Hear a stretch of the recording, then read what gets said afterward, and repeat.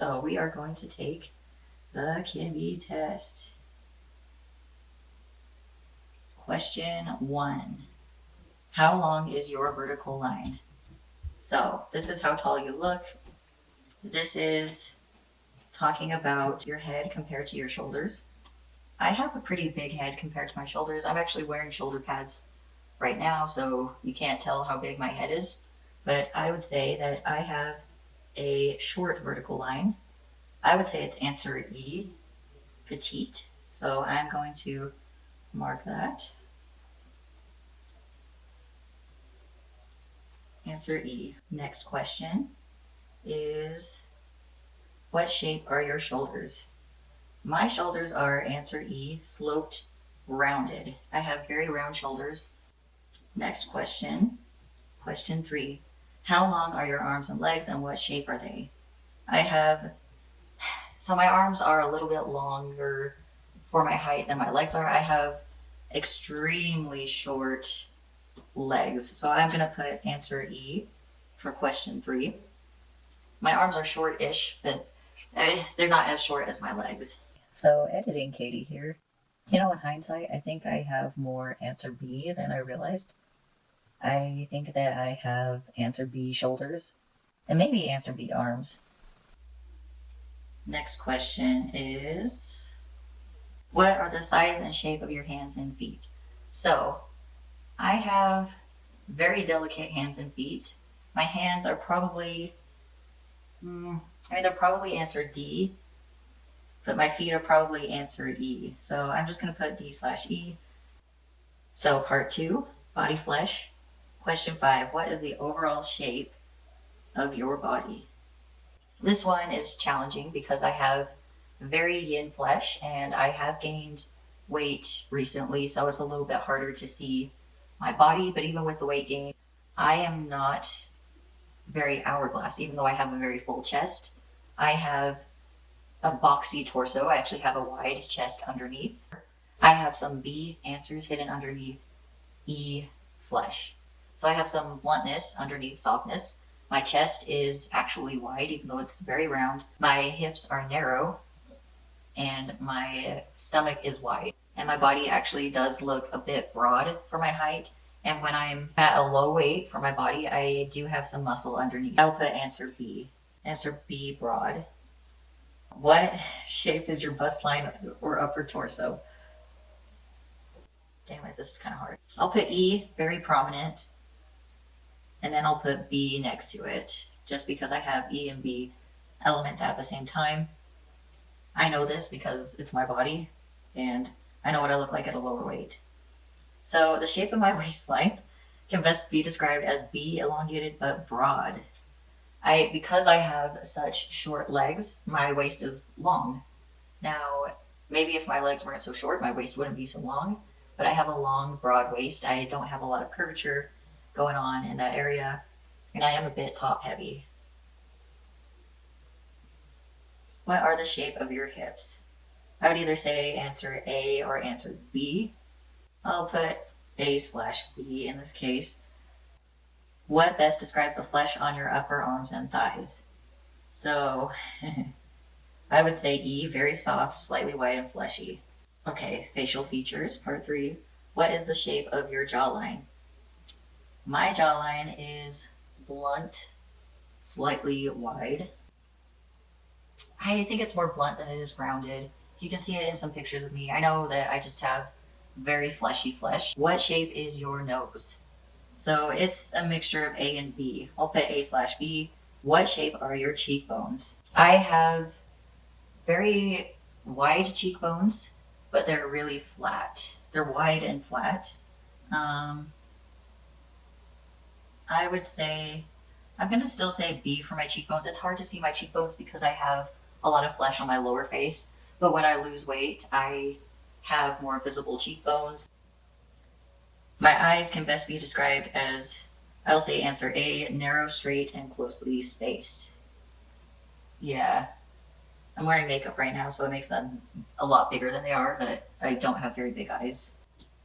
What shape are your lips? Sometimes they look moderate. but I think that's just my smile or my makeup in some images. But really, I'd say they're closer to answer A, straight and narrow. Okay, question 15. What best describes the flesh on your cheekbones? So this one is tricky. Like I said, I have very round and fleshy cheekbones, but underneath that, I also have some big muscles in my face, which is like answer B. So let's see. So I'm going to put answers B and E. And then for 16, I'm going to put answer A, even though my hair does actually curl into ringlets when it's longer. Okay, so tallying up, I did have some combined answers that made it a little bit tricky because there's just some features that I have a hard time telling with, even to this day, where I'm pretty sure I know my Kibbe type, but there's just a couple of features that are a little bit tricky for me. So, in first place, I have soft yang. Then I have soft yin, or pure yin. And then I have sharp yang. I have 5 to 9 B answers. And then 5 to 7 E answers. And then 3 to 5 A answers. Let's look at this and let's see what it says. Mostly B answers, it says natural. If most of your answers are B under bone structure, with some D or E answers under body flesh and facial features, then you are a soft natural. Your body flesh and facial features tend towards petite or lush yin, but your bone structure is broad, blunt, and elongated. I'll say that it's close for now. Let's look at other options. So the other option that I have is gamine, but I don't quite think I'm a gamine. If you got an even mixture of answers A and B and D and E, but with slightly more A or B answers, you are a flamboyant gamine. I don't think I'm flamboyant gamine.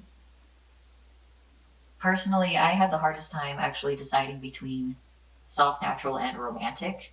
And it wasn't so much when I took the Kibbe test that I was thinking, oh, I might be romantic. It was actually when I was putting on clothes. If I wear pure yin clothes, sometimes they fit. Although I will say if I take pictures or videos of myself in romantic or theatrical romantic clothes, you can see a bit more broadness. I do have some bigger bones in parts of my body, and I have some sharper or blunter facial features. So there's just something that's not quite romantic. I don't think I'm a gamine because when I wear gamine lines, at least if I wear soft gamine lines, I look larger than the lines. Honestly, I think I'm soft natural. Looking at the lines, wearing the clothes, I think I'm closest to soft natural. I do think there's a bit of a curveball because of my legs being so small and my feet being so small. I think that does add some yin and some opposite mixture to my body that might not have been there had I not had birth defects, had I not had club feet. So now my take on the Kibbe system as a queer person. I am non-binary. I'm a demigirl. I prefer they, them pronouns. That feels the most natural to me. I